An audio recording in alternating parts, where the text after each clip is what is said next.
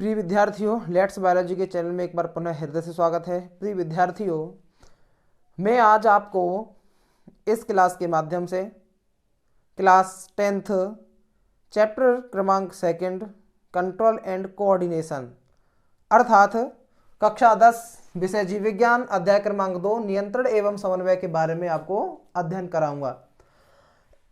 मैंने आपको इस अध्याय के बारे में पिछली क्लास में भाग 3 तक पढ़ा दिया था। आज मैं आपको इस क्लास के माध्यम से भाग 4 पढ़ाऊंगा और इस हम भाग 4 में मानव मस्तिष्क अर्थात ह्यूमन ब्रेन के बारे में अध्ययन करेंगे।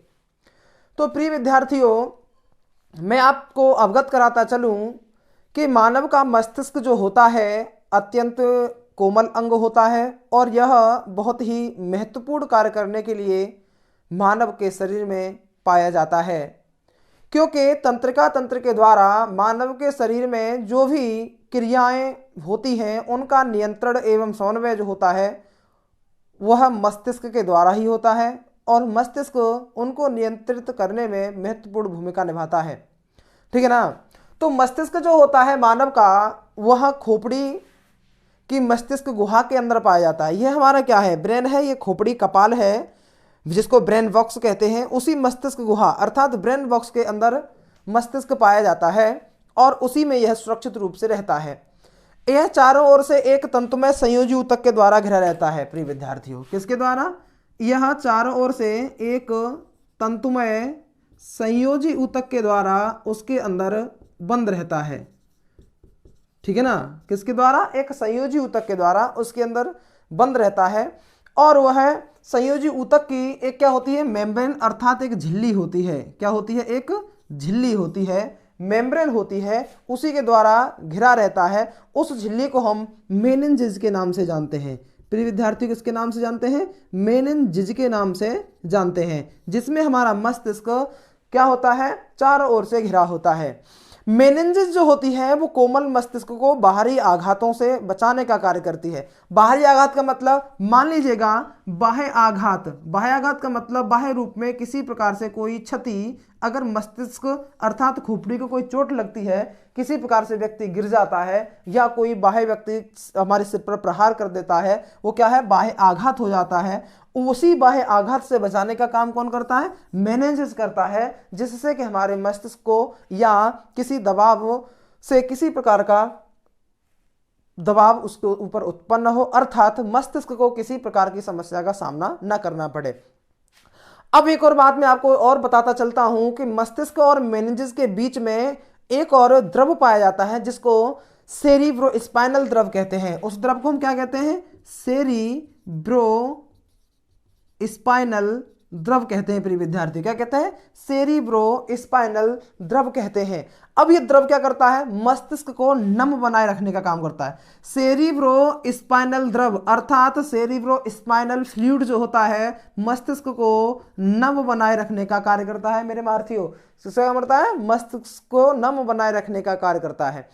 और मस्तिष्क की अगर बात की जाए आयतन की, तो मस्तिष्क का आयतन जो होता है 1650 ml अर्थात 1650 ml और उसका औसत भार जो होता है करीब अर्थात लगभग हम कह सकते हैं 1.5 kg होता है। कितना होता है? 1.5 kg होता है।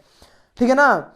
तो एक बार फिर पुनः मैं आपको रिपीट किए देता हूं कि मस्तिष्क हमारे मस्तिष्क गुहा के अंदर पूर्ण रूप से सुरक्षित रहता है और इसके चारों ओर तंतुमय संयोजी ऊतक की एक झिल्ली पाई जाती है। उसी झिल्ली में ये रहता है जिसको हम क्या कहते हैं? मेनिन्जेस कहते हैं। क्या कहते हैं? मेनिन्जेस कहते हैं। और मेनिन्जेस जो होता है कोमल मस्तिष्क को बाहरी आघातों, बाह्य आघातों अर्थात दबाव से बचाने का कार्य करता है। और मेनिन्जेस और मस्तिष्क के बीच में, यानी मेनिन्जेस और मस्तिष्क के बीच में क्या पाया जाता है? सेरिब्रोस्पाइनल द्रव पाया जाता है जो मस्तिष्क को नम बनाए रखने का कार्य करता है। और अगर मस्तिष्क के औसतन आयतन की अगर बात करें तो वो 1650 ml होता है। अगर हम उसकी औसत भार की बात करें लगभग वह 1.5 kg के लमसम होता है। प्रिय विद्यार्थियों, ठीक है ना। तो मस्तिष्क के अगर हम पार्टों की बात करें तो मस्तिष्क को हम मुख्य रूप से 3 भागों में बांट सकते हैं। कितने पार्टों में बांट सकते हैं? मस्तिष्क को हम 3 पार्टों में बांट सकते हैं। सबसे पहले अगर बात की जाए तो वह होता है अग्र मस्तिष्क,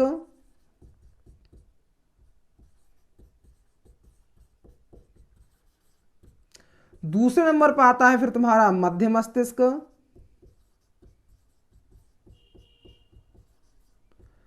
थर्ड नंबर पे आता है तुम्हारा फिर पश्च मस्तिष्क। पश्च मस्तिष्क, फोर ब्रेन, मिड ब्रेन और हिंड ब्रेन, अर्थात अग्र मस्तिष्क, मध्य मस्तिष्क और पश्च मस्तिष्क। यानी हम मानव के मस्तिष्क को मुख्य 3 भागों में बांटते हैं। अगर बात की जाए अग्र मस्तिष्क, सबसे पहले हम बात करेंगे अग्र मस्तिष्क के बारे में। अग्र मस्तिष्क को हम 2 भागों में डिवाइड करते हैं प्रिय विद्यार्थियों। अग्र मस्तिष्क को हम कितने भागों में डिवाइड करेंगे? 2 भागों में डिवाइड करते हैं। एक होता है सेरिब्रम और एक होता है डाइएन्सेफेलॉन।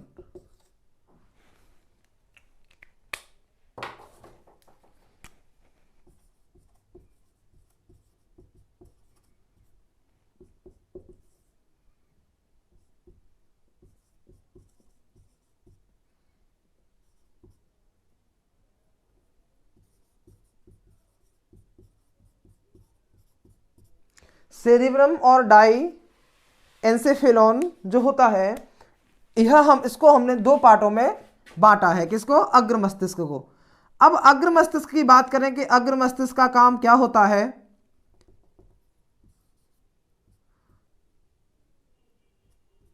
तो इनको हम सेरिब्रम और डाइएन्सेफेलॉन को एक एक करके स्पष्ट किए लेते हैं।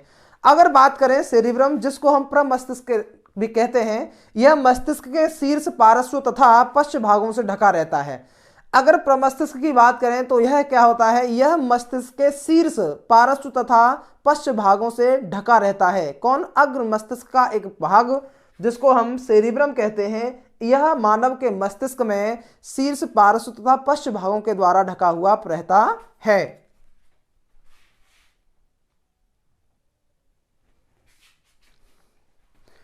और सेरिब्रम जो होता है यह मस्तिष्क का सबसे बड़ा भाग है। सेरिब्रम कैसा भाग है? मस्तिष्क का सबसे बड़ा भाग है ये।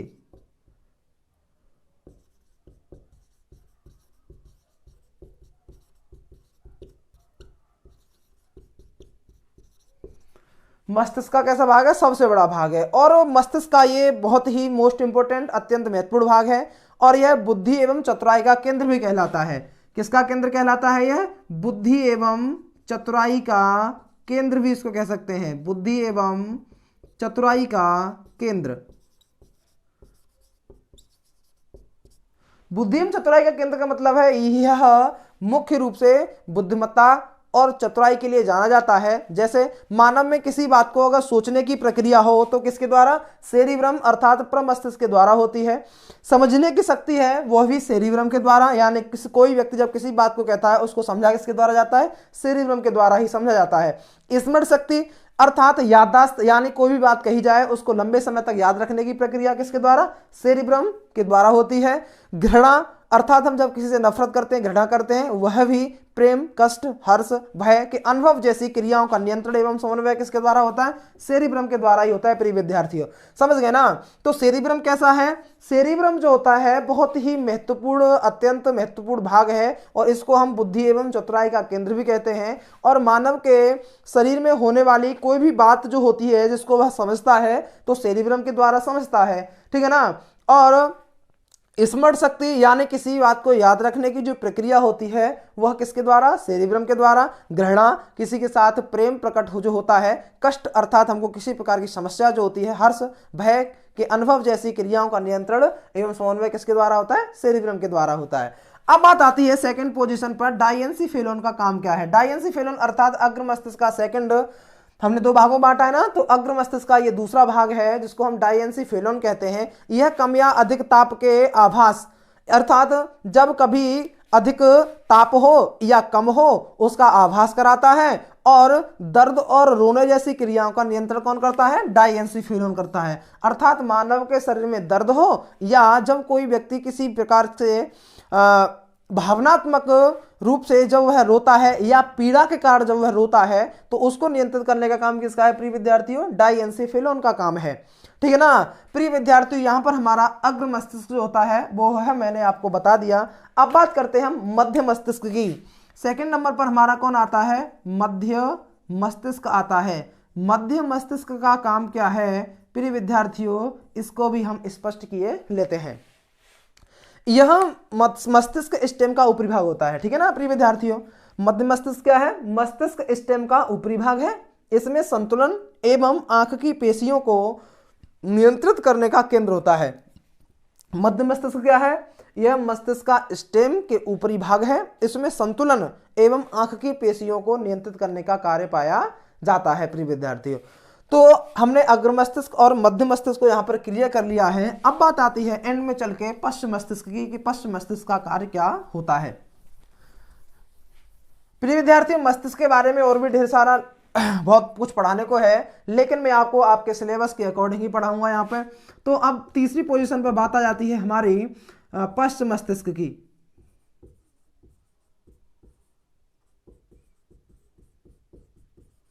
पश्च मस्तिष्क। अब पश्च मस्तिष्क की अगर हम बात करें तो पश्च मस्तिष्क वह, इसको भी हम दो भागों में बांटते हैं। पश्च मस्तिष्क कितने भागों में बढ़ता है? दो भागों में बढ़ता है। अगर हम इसको बांटे तो सबसे पहले फर्स्ट पॉइंट में आ जाता है अनुमस्तिष्क। प्रिय विद्यार्थी क्या कहते हैं? अनुमस्तिष्क। और सेकंड पार्ट इसका आ जाता है प्रिय विद्यार्थियों मस्तिष्क स्टेम।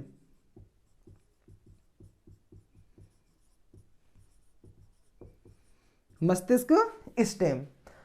अब बात करें हम अनुमस्तिष्क की, यानी पश्च मस्तिष्क का पहला भाग जो है वह क्या है? अनुमस्तिष्क है। हम अनुमस्तिष्क को अगर पढ़ें तो यह समन्वय, संतुलित और ऐच्छिक पेशियों की गतियों, इसका काम क्या है? समन्वय। सबसे पहले बात क्या करेंगे इसकी? समन्वय और ऐच्छिक पेशियों की गति। प्रिय विद्यार्थियों, ऐच्छिक पेशियों की गति और संतुलन। प्रिय विद्यार्थियों क्या? संतुलन इत्यादि का नियंत्रण करता है।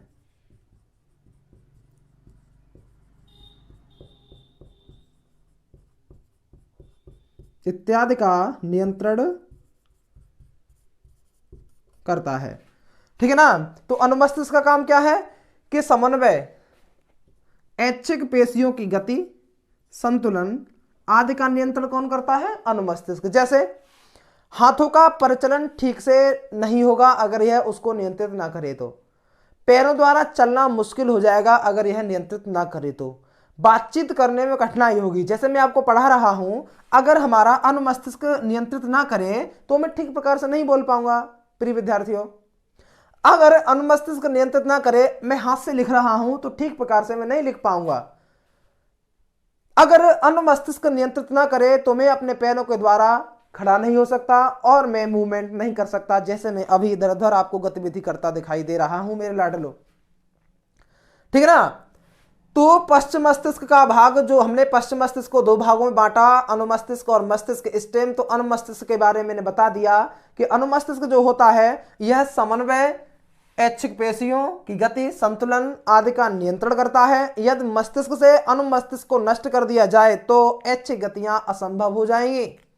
ऐच्छिक गतियां, देखो गतियां दो प्रकार की होती हैं, एक होती है अनैच्छिक और एक होती है ऐच्छिक। अनैच्छिक क्रियाएं वह होती हैं जो हमारी इच्छा के अनुसार नहीं होती, जैसे हृदय का धड़कना, श्वसन क्रिया।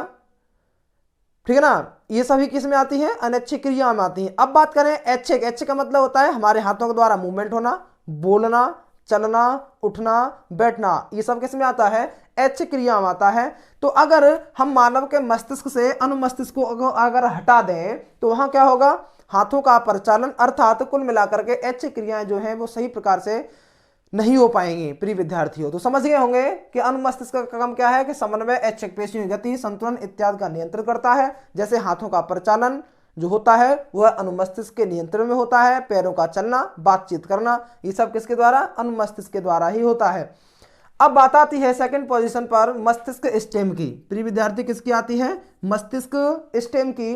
तो मस्तिष्क स्टेम जो होता है इसके अंतर्गत दो भाग आते हैं, पोन्स वेरोलाई और मेडुला ऑब्लांगेटा। कितने आते हैं? दो भाग, पोन्स वेरोलाई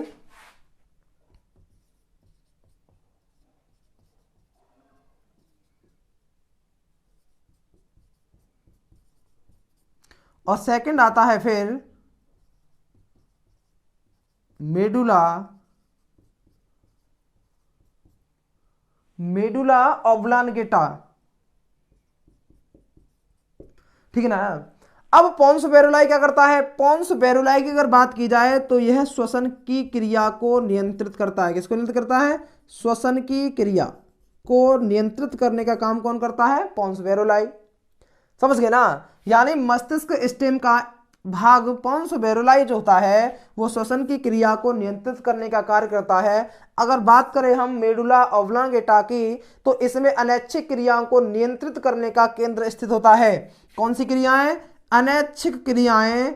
अनैच्छिक क्रियाओं का मतलब जो मानव के शरीर में इच्छा के विपरीत अर्थात अनैच्छिक क्रियाएं जो होती हैं, उन अनैच्छिक क्रियाओं को नियंत्रित करने का कार्य अगर कोई करता है तो वह कौन करता है? मेडुला ऑब्लांगेटा करता है। जैसे हृदय की धड़कन, हार्टबीट, जैसे रक्तचाप, ब्लड प्रेशर, और श्वसन गति की दर, रेट ऑफ रेस्पिरेशन, यानी इन सभी का नियंत्रण अगर किसी के द्वारा होता है तो वह मेडुला ऑब्लांगेटा के द्वारा होता है। मस्तिष्क के इसी भाग द्वारा खांसना, छींकना, उल्टी करना, पाचक रस के रिसाव इत्यादि का नियंत्रित भी कौन करता है? मेडुला ऑब्लांगेटा ही करता है। समझ गए ना प्रिय विद्यार्थियों। यानी मानव के पश्च मस्तिष्क में पाए जाने वाले भाग मस्तिष्क स्टेम को हमने दो भागों में बांटा, पहला पोन्स वेरोलाई और दूसरा मेडुला ऑब्लांगेटा। पोन्स वेरोलाई जो होता है वह श्वसन की क्रिया को नियंत्रित करने का कार्य करता है, तो वहीं मेडुला ऑब्लांगेटा जो होता है वह अनैच्छिक क्रियाओं को नियंत्रित करता है और उसमें अनैच्छिक क्रियाओं को नियंत्रित करने का केंद्र पाया जाता है। ठीक है ना। जैसे मानव के शरीर में हृदय की धड़कन, रक्तचाप और श्वसन गति की दर को अगर नियंत्रित करने का कोई काम करता है तो वह कौन है? मेडुला ऑब्लांगेटा होता है। और मस्तिष्क के इसी भाग के द्वारा मानव जब खांसता है, छींकता है और वोमिट अर्थात उल्टी करता है और पाचक रस का जो स्राव होता है उस सभी का नियंत्रण जो होता है वो मेडुला ऑब्लांगेटा के द्वारा होता है। प्रिय विद्यार्थियों, इस भाग में आज के लिए इतना ही। अगले भाग में आपको पढ़ाऊंगा मस्तिष्क के कार्य। मस्तिष्क जो होता है वो किस प्रकार से कार्य करता है। आज की क्लास में इतना ही। जय हिंद।